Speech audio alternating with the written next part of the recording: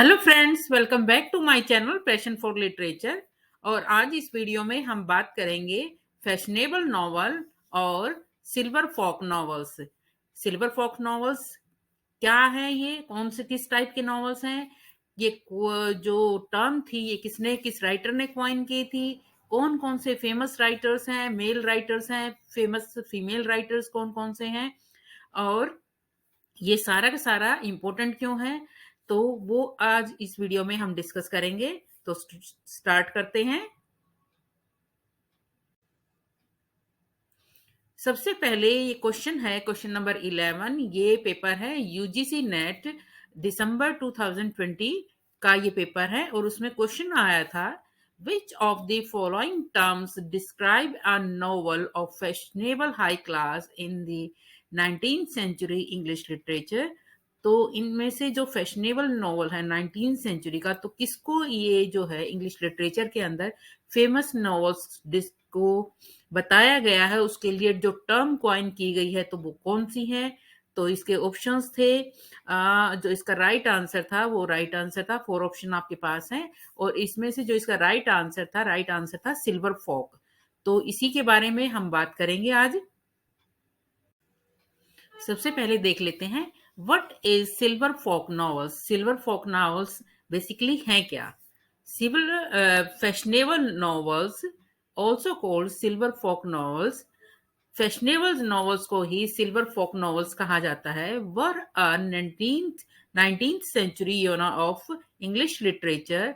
19th century English literature का एक युग है, टाइम है, जिसको कि फैशनेबल नॉवल या सिल्वर फोक नॉवेल्स भी कहते हैं। That depicts the lives of upper class and the aristocracy. और ये बेसिकली ये लिटरेचर डिपिक्ट करता है अपर क्लास की लाइफ का, और एरिस्टोक्रेसी यानी जो उच्च वर्ग है, कुलीन वर्ग है, अभिजात वर्ग है, अपर क्लास सोसाइटी है, उसकी लाइफ को डिपिक्ट करता है ये लिटरेचर। तो उसको हम फैशनेबल नॉवेल्स या सिल्वर फॉक्स नॉवेल्स भी कहते हैं। The silver folk novels dominate the English literature market from the mid 1820s to the mid 1840s। और ये सिल्वर फोक नॉवेल्स ने इंग्लिश लिटरेचर के अंदर डोमिनेट किया, कब से कब तक रहा? ये मिड 1820 से लेकर मिड 1840 तक ये लिटरेचर बहुत ज्यादा फेमस रहा। They were often discreet and on occasion keys would circulate that identifies the real people on which the principal characters were based। और मोस्टली क्या होता था, प्रोग्राम्स के अंदर, फंक्शंस के अंदर कीज सर्कुलेट की जाती थी, चाबियां जो थी वो एक से दूसरे के पास भेजी जाती थी, ये गेस करने के लिए, आइडेंटिफाई करने के लिए कि किसी वर्क के अंदर जो मेन कैरेक्टर है वो किन के ऊपर बेस्ड है। जो वो सॉरी जो नॉवल के अंदर जो डिपिक्ट किया गया है, जिसको पर्सन को, वो एक्चुअली वो प्रिंसिपल कैरेक्टर किसके कैरेक्टर के ऊपर बेस्ड है।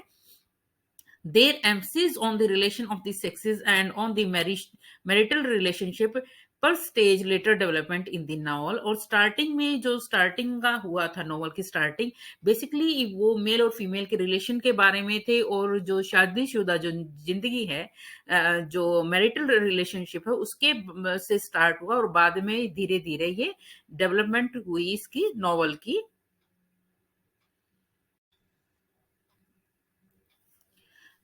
Topics of silver fork novels. Silver fork novels के टॉपिक्स क्या क्या रहे हैं?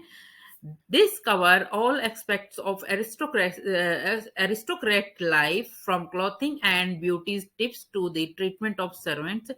और इन नॉवेल्स के अंदर बेसिकली जो टॉपिक्स रहे हैं वो एरिस्टोक्रेसी की लाइफ के ऊपर रहे हैं, जो अपर क्लास सोसाइटी है उनके ऊपर ये बेस्ड रही है, और उनके जो टॉपिक्स थे उन्हीं की लाइफ से रिलेटेड, उनके क्लोथिंग के बारे में, उनके ब्यूटी टिप्स के बारे में, to the treatment of the servants, कैसे अपर क्लास सोसाइटी सर्वेंट्स के साथ कैसे ट्रीटमेंट था उनका, कैसा व्यवहार करती थी, places of holidays, holiday spend कैसे करते थे अपर क्लास सोसाइटी, कहाँ पे जाते थे, हाउस डेकोर, उनका हाउस डेकोरेशन कैसे होता था अपर क्लास सोसाइटी का, कोर्टशिप प्रोटोकॉल, जो शादी के लिए जो उनके प्रोटोकॉल्स होते थे, कैसे मतलब कैसे रिलेशनशिप होते थे, ड्यूलिंग, उनके साथ जो आपस में लड़ाई झगड़े होते थे अपर क्लास सोसाइटी के, वो कैसे होते थे, पॉलिटिक्स, उस टाइम पे जो पॉलिटिक्स होती थी, राजनीति होती थी, वो कैसे होती थी, तो वो सारी चीजें, ये मेन टॉपिक्स होते थे सिल्वर फॉक नॉवेल्स के. The advice simultaneously gave the middle classes the information they needed to emulate the aristocracy. और साथ ही साथ ये जो सारे टॉपिक्स थे, ये कहीं ना कहीं मिडिल क्लास सोसाइटी को एक इंफॉर्मेशन देते थे, एक एडवाइस देते थे. They needed to imitate the aristocracy, कि अगर वो एरिस्टोक्रेसी जैसे बनना चाहते हैं, अपर क्लास सोसाइटी जैसा दिखना चाहते हैं, बनना चाहते हैं, तो उन्हें क्या क्या रूल्स, क्या क्या रेगुलेशंस फॉलो करने पड़ेंगे, while at the same time often satirizing the aristocracy. और उसके साथ साथ मिडिल क्लासेस कहीं ना कहीं एरिस्टोक्रेसी को सेटराइज भी करती थी, उनके मैनर्स की वजह से, उनके तरीकों की वजह से, उनके क्लॉथिंग से रिलेटेड, उनके ट्रीटमेंट से रिलेटेड, सर्वेंट्स के जो भी उनके टॉपिक्स थे, कहीं ना कहीं वो उनको उनके ऊपर कटाक्ष भी करते थे अपर क्लास सोसाइटी के. तो ये सारे टॉपिक्स जो थे वो सिल्वर फॉक नॉवेल्स के टॉपिक्स थे. अब बात करते हैं कि हु क्वाइन द टर्म. ये टर्म जो है सिल्वर फॉक, ये किसने क्वाइन की है? William Hazlitt coin the term silver fork in an article on the dandy school इन 1827. 1827 के अंदर विलियम हैजलिट ने अपने एक आर्टिकल था उनका द डंडी स्कूल के ऊपर, उनमें उन्होंने सिल्वर फॉक जो है टर्म क्वाइन की थी. ही categorized them as having underbred stone, और उन्होंने उनको अंडरब्रेड स्टोन भी उनकी जो करेक्टराइज किया है, उनको अंडरब्रेड स्टोन भी किया है. क्यों किया है? Because while they were purported to tell the life of the aristocrats, क्योंकि वो अपर क्लास की जो लाइफ थी उनके बारे में डिस्क्राइब किया जाता था उनके अंदर. They were commonly written by the middle class. और जो मोस्टली जो अपर क्लास सोसाइटी के बारे में जो लिखा जाता था वो मोस्टली मिडिल क्लास लिखती थी. Thomas Carlyle wrote certain resorters in critique of their minute detailing of the clothing. और इसी के बेस पे थॉमस कार्लाइल ने अपना फेमस वर्क लिखा, सार्टर रिटासस क्लोथिंग के. उन्होंने ये बताया है कि इतनी इतनी मान्यूट क्लोथिंग की डिटेल्स उन्होंने दी है, तो कहीं ना कहीं ये सेटराइज है अपर क्लास सोसाइटी पे. And William Makepeace Thackeray satirize them in Vanity Fair and Pendennis. और विलियम मैकपेस थैकरे ने भी इन जो अपर क्लास सोसाइटी है वो सेटराइज किया है अपने वर्क वैनिटी फेयर और पेंडेंडिज में.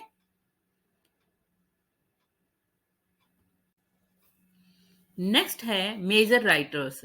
ये जो क्वाइन जो टर्म जो क्वाइन हुई सिल्वर फॉक नॉवेल्स, उसके मेजर राइटर्स थे.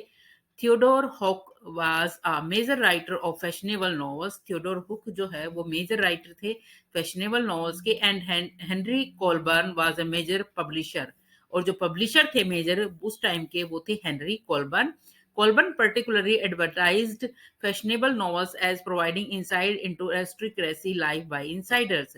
और कोलबर्न ने बेसिकली जो फैशनेबल नॉवेल्स को जो है एडवर्टाइज किया कि जो एरिस्टोक्रेसी लाइफ है, अगर जो जो इंसाइडर्स की मदद से, यानी जिन्होंने अपर क्लास सोसाइटी को अंदरूनी रूप से देखा है, उनके थ्रू जो है उन्होंने अपने नॉवेल्स के अपने जो उन्होंने नॉवेल्स पब्लिश किए उनके अंदर शो किया था. Edward Bulwer Lytton, Benjamin Disraeli and Catherine Gore were other very popular writers of the era. कुछ और इंपॉर्टेंट राइटर्स थे उस टाइम के सिल्वर फॉक नॉवेल्स के. एडवर्ड बल्वर लेटन और बेंजामिन डिज़रायली एंड कैथरीन गोर जो है वो और भी इंपॉर्टेंट राइटर थे. Many were advertised as being written by aristocrats for aristocrats. और बहुतों को इस तरह से एडवर्टाइज किया गया कि जो नॉवेल्स थे बेसिकली वो अरिस्टोक्रेट्स के बारे में ही थे, अभिजात वर्ग अपर क्लास सोसाइटी के बारे में था है में के बारे में ही थे, और अपर क्लास सोसाइटी ने ही उनको राइट किया था. Female writers.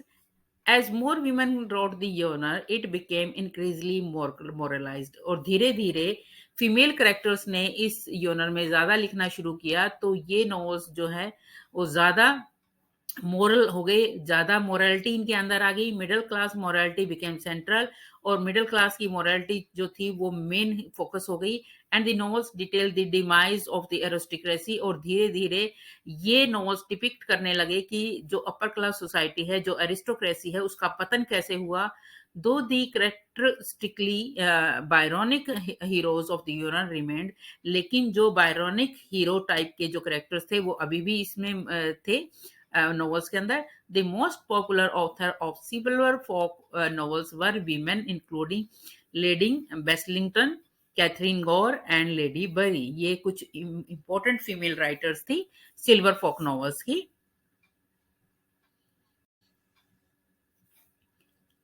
Catherine Grace Frances Gore born हुई थी 12 फेब 1798 और उनकी डेथ हुई थी 29 जनवरी 1861। Prolific English novelist and dramatist, ये बहुत ही ज्यादा इंपॉर्टेंट इंग्लिश नॉवलिस्ट थी और ड्रामेटिस्ट थी।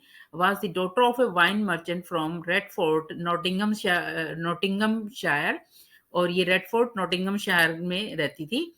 She become among the best known of the silver fork writers. Silver fork writers के अंदर ये सबसे बेस्ट थी।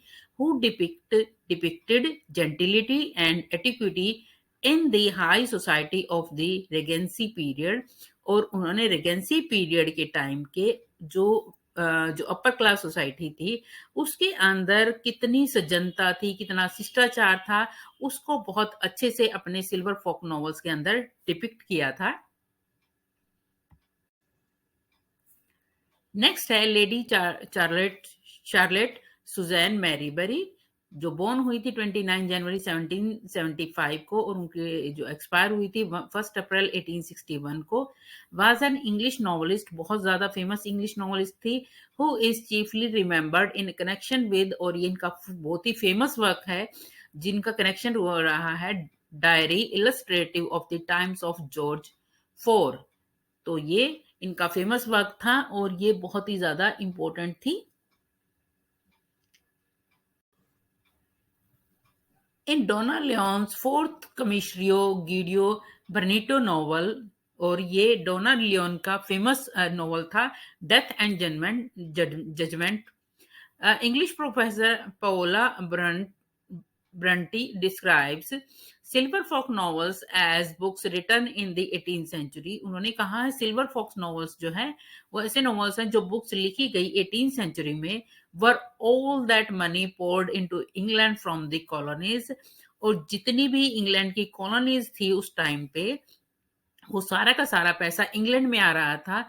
तो वो and the fat wives of the Yorkshire weavers had to be taught which fork to use, और उस time पे सारा पैसा जो कॉलोनीज थी इंग्लैंड की वो सारा पैसा इंग्लैंड में आ रहा था। तो उस टाइम पे जो यॉर्कशायर वीवर्स थे उनकी जो फैट वाइव्स थी, यानी कहने का मतलब ये है कि बहुत बड़ी मात्रा में पैसा इंग्लैंड में आ रहा था। तो उस टाइम से जो वाइव्स थी वीवर्स की वो ये सीख रही थी विच फोक टू यूज, कि उन्हें कौन सा फोक यूज करना है। कहने का मतलब ये है कि उनका जो लेवल है, उनका जो स्टैंडर्ड है वो बहुत ज्यादा हाई हो रहा था, और उसी के बेस पे ये सारे नॉवेल्स उस टाइम पे लिखे गए।